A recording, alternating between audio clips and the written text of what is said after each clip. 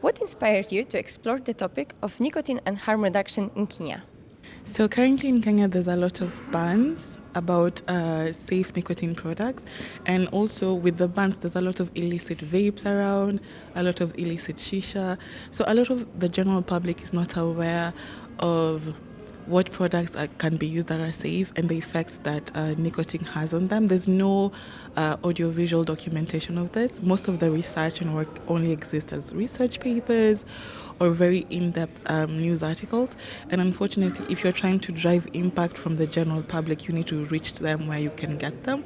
And that's why I wanted to create an audiovisual production that can connect directly to the public in terms of education and information.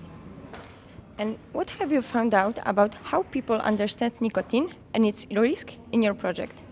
So far, what I understand is a lot of people correlate nicotine to cancer. So they just assume that nicotine is the cause of cancer because of that huge misinformation that links nicotine to cancer as opposed to tar. And the problem with that narrative is it doesn't encourage the public to think about different products that they can use that can hopefully reduce the harm that they have in terms of their addiction if they cannot quit. So when you already correlate nicotine to cancer, or everyone is going to be afraid of anything nicotine and is going to assume that the level of risk is the same across the board, which is very terrible for public health.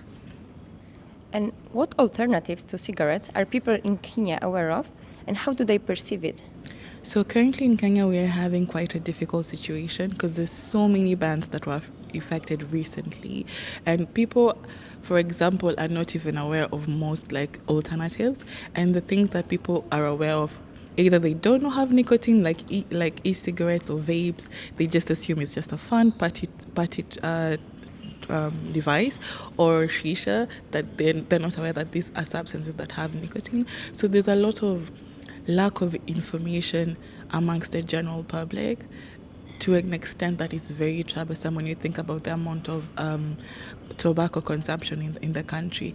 That, with also the kind of policies we're having right now, there's a lot of difficulty in that area, and that's why there's a need for a little bit more information that targets the public in terms of what is already there. Thank you, Marceline.